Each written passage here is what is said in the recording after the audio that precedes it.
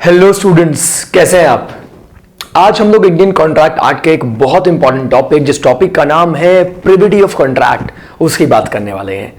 Privity of contract के बारे में सर हमने बहुत कुछ बुक्स में पढ़ा है, लेकिन इस वर्ड का रियल मीनिंग क्या होता है। और इस वर्ड का रियल जो मीनिंग है, that is a stranger to a contract can not sue. Stranger to a contract can not sue, case file नहीं कर सकता stranger. Only a person who is a party to a contract can sue on it. ये इसका एक basic meaning आया है। दो लोगों में कॉन्ट्रैक्ट हुआ है तो कोई तीसरा पर्सन केस फाइल करने का कोई भी राइट नहीं रखता।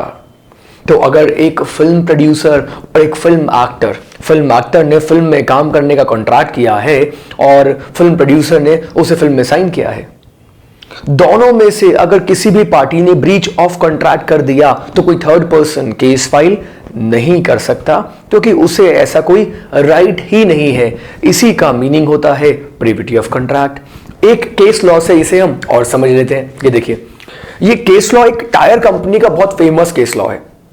एक टायर कंपनी अपने डिस्ट्रीब्यूटर के साथ एग्रीमेंट करती है और एग्रीमेंट करने के साथ ही साथ उसे टायर्स सप्लाई करती है, लेकिन वो टायर कंपनी अपने डिस्ट्रीब्यूटर के ऊपर एक कंडीशन इंपोज करती है।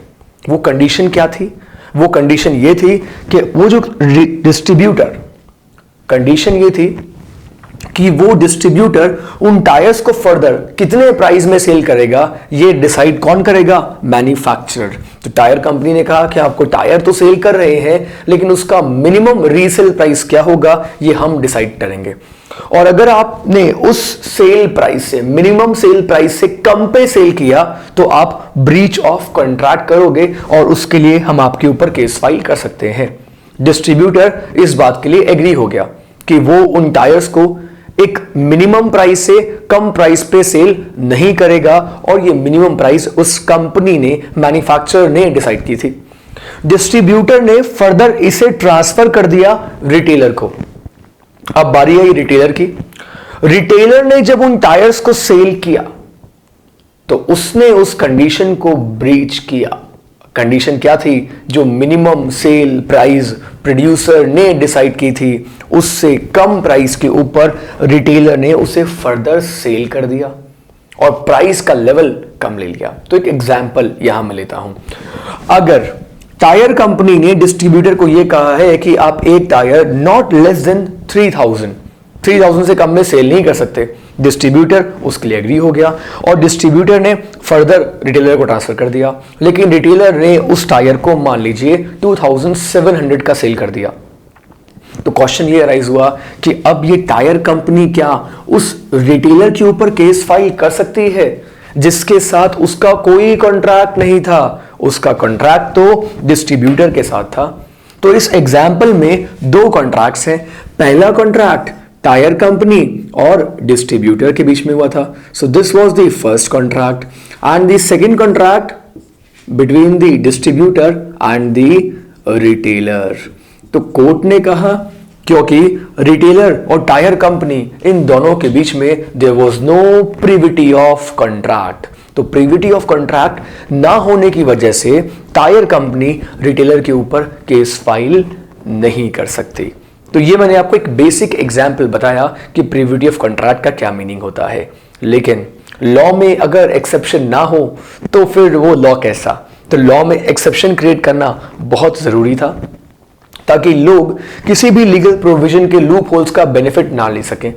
इसलिए इसी प्रोविजन के कुछ एक्सेप्शंस भी हैं, और एक्सेप्शंस हमें यह बताएंगे कि ऑल्दो प्रिविटी ऑफ कॉन्ट्रैक्ट नहीं है, कॉन्ट्रैक्ट फिर भी वैलिड होगा। Valid in the sense third party case करेगी और वो केस करने के लिए एंटाइटल्ड होगी और कोर्ट मना नहीं कर सकता। और इसका पहला एग्जाम्पल है ट्रस्ट। यस, ट्रस्ट के केस में ऐसा हो सकता है। अगर आपने इंडियन ट्रस्ट एक्ट पढ़ा हो तो आपने ये देखा होगा कि जब भी कोई ऑथर किसी ट्रस्टी को अपॉइंट करता है तो ट्रस्टी को अपॉइंट करने के साथ साथ वो ट्रस्टी को ये डायरेक्शंस देता है कि वो बेनिफिशियरी के बेनिफिट के लिए काम करे, कि वो बेनिफिशियरी के बेनिफिट के लिए एक्ट करे। तो यहां जो कॉन्ट्रैक्ट हुआ है, यहां ये कॉन्ट्रैक्ट ऑथर एंड ट्रस्टी के बीच में हुआ है, लेकिन अगर वो ट्रस्टी अपनी ड्यूटीज को परफॉर्म नहीं करता तो बेनिफिशियरी ट्रस्टी के ऊपर केस फाइल कर सकता है। एक एग्जाम्पल से मैं आपको ये प्रोविजन एक्सप्लेन करता हूं। एक ग्रैंडफादर ने अपने ग्रैंड डॉटर के फेवर में ट्रस्ट क्रिएट कर दिया। ग्रैंडफादर ने अपनी ग्रैंड डॉटर के फेवर में ट्रस्ट क्रिएट कर दिया और ट्रस्टी अपॉइंट कर दिया अपने एक रिलेटिव को, और यह कहा कि उनकी डेथ के बाद जो उनका रिलेटिव है वो उनकी प्रॉपर्टी को इस तरीके से मैनेज करेगा और उसके सारे जो प्रॉफिट्स होंगे वो बेनिफिशियरी को देगा। प्रॉपर्टी किस तरीके से मैनेज करेगा ये ऑथर ने ट्रस्टी को बता रखा है। मैनेज इस तरीके से करना है कि सारा का सारा होने वाला प्रॉफिट बेनिफिशियरी के बेनिफिट के लिए यूज हो। लेकिन अगर ट्रस्टी उस ड्यूटी को परफॉर्म नहीं करता, ट्रस्टी ये सोचता है कि वो प्रॉफिट मैं लेता हूं क्योंकि जिसने ट्रस्ट क्रिएट किया था उसकी डेथ हो गई, तो ट्रस्ट क्रिएट करने वाले की डेथ हो गई, but that does not mean कि ट्रस्टी सारा बेनिफिट ले लेगा। नाउ बेनिफिशियरी कैन सू, तो अब बेनिफिशियरी ट्रस्टी के ऊपर केस फाइल कर सकता है। अब बेनिफिशियरी ट्रस्टी के ऊपर केस फाइल करेगा तो ट्रस्टी ये नहीं कह सकता कि there was no privity of contract, क्योंकि बेनिफिट बेनिफिशियरी को मिल रहा था, इसलिए वो ट्रस्टी के ऊपर केस फाइल कर सकता है। So this was an example of express trust.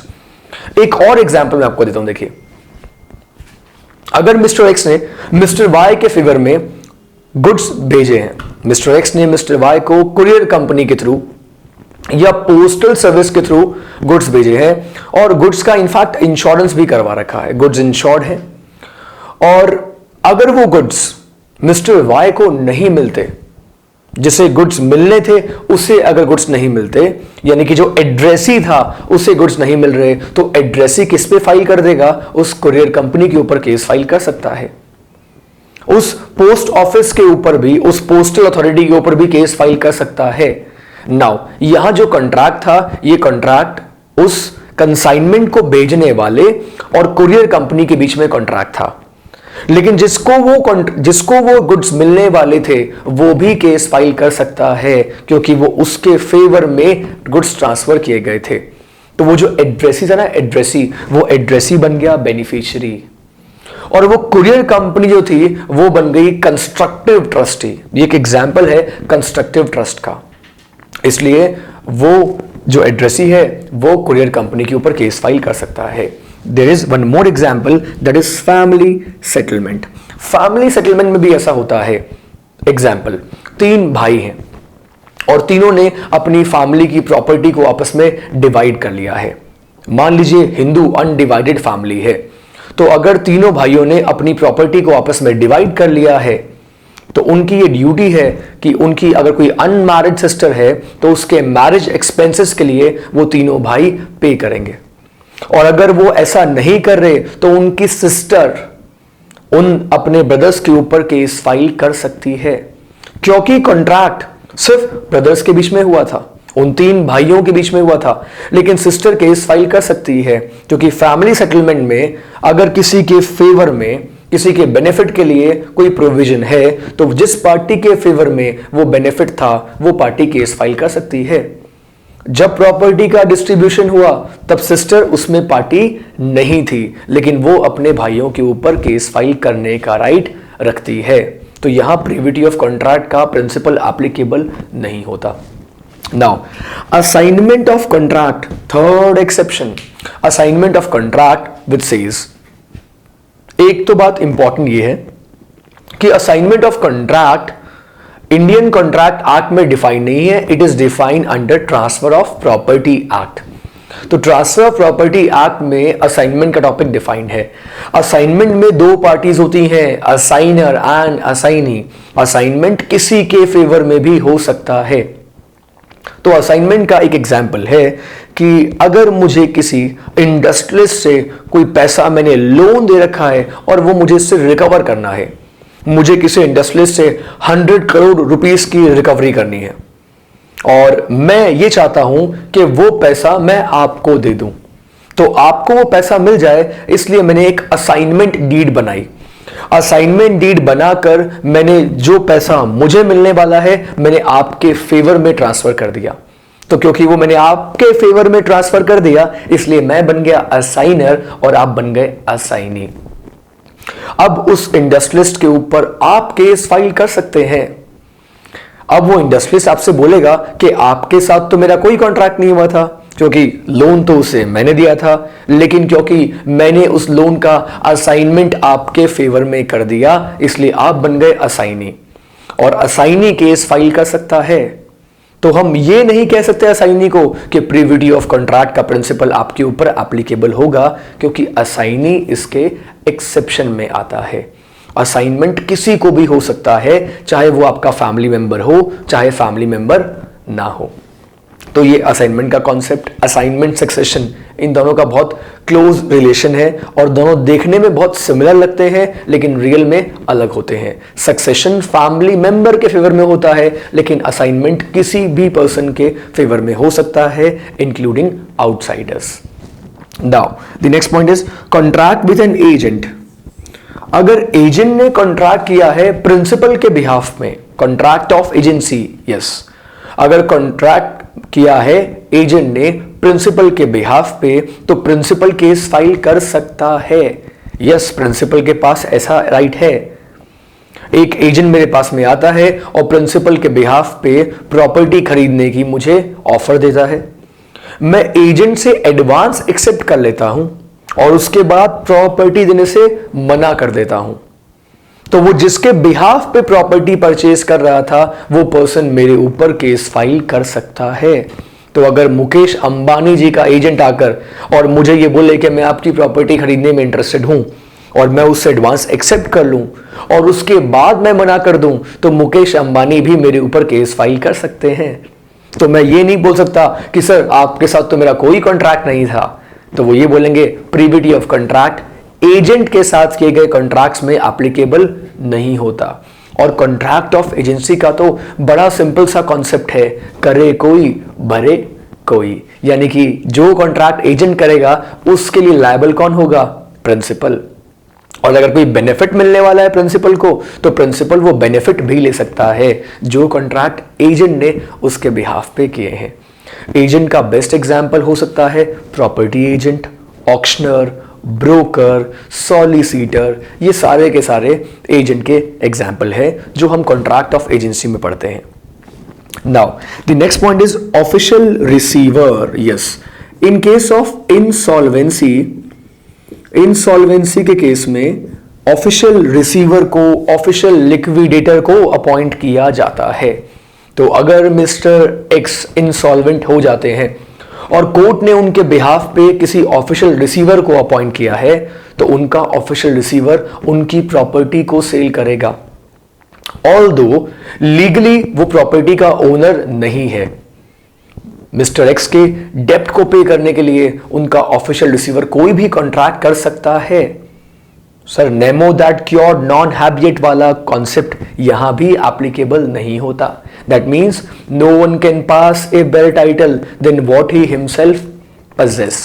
तो ऑफिशियल रिसीवर अगर जो पर्सन इंसॉल्वेंट हुआ है उसके बिहाफ पे कोई भी कॉन्ट्रैक्ट करेगा, तो वहां प्रीविटी ऑफ कॉन्ट्रैक्ट का प्रिंसिपल एप्लीकेबल नहीं होगा। मिस्टर एक्स शेयर होल्डर थे और फिर वो इंसॉल्वेंट हो गए, तो उनके बिहाफ पे उनका ऑफिशियल रिसीवर उनके शेयर्स को सेल कर सकता है। And the last point is acknowledgement of a डेप्ट। तो एक्नॉलेजमेंट ऑफ ए डेप्ट का क्या मीनिंग है? देखिए, एक्नॉलेजमेंट ऑफ ए डेप्ट का बड़ा इंटरेस्टिंग एग्जांपल मैं आपको देता हूं। अगर मिस्टर विजय माल्या ने एसबीआई की लोन की रीपेमेंट करने के लिए मुझे पैसा दिया और मुझे यह कहा कि आपको मेरे बिहाफ पे एसबीआई के लोन की रीपेमेंट करनी है, और उन्होंने मुझे 5,000 करोड़ रुपए दिए जो मुझे एसबीआई को पे करना है। मैंने एसबीआई बैंक को यह कहा कि आपका बिहाफ पे जो पैसा आपको वापस मिलना है वो मैंने रिसीव कर लिया है। यहां जो कॉन्ट्रैक्ट था वो contract SBI bank and mister Vijay Mallya के बीच में था। अब पैसा मुझे मिल गया और मैंने एसबीआई बैंक को यह बोल दिया कि मैं आपको इस लोन का रीपेमेंट कर दूंगा, लेकिन अगर उसके बाद मैं उस लोन की रीपेमेंट नहीं करता तो एसबीआई बैंक मेरे ऊपर केस फाइल कर सकता है। ऑल्दो मेरा एसबीआई बैंक के साथ किसी भी तरीके का कोई कॉन्ट्रैक्ट नहीं था। सो ये हमने कुछ एक्सेप्शंस देखे प्रीविटी ऑफ कॉन्ट्रैक्ट के, और हमने मीनिंग देखा कि प्रीविटी ऑफ कॉन्ट्रैक्ट का एक बेसिक मीनिंग क्या होता है। आई होप इस वीडियो से आपको पूरी तरीके से क्लियर हो गया है कि प्रीविटी ऑफ कॉन्ट्रैक्ट और उसके एक्सेप्शंस क्या क्या होते हैं। Stay tuned, keep watching, thank you so much.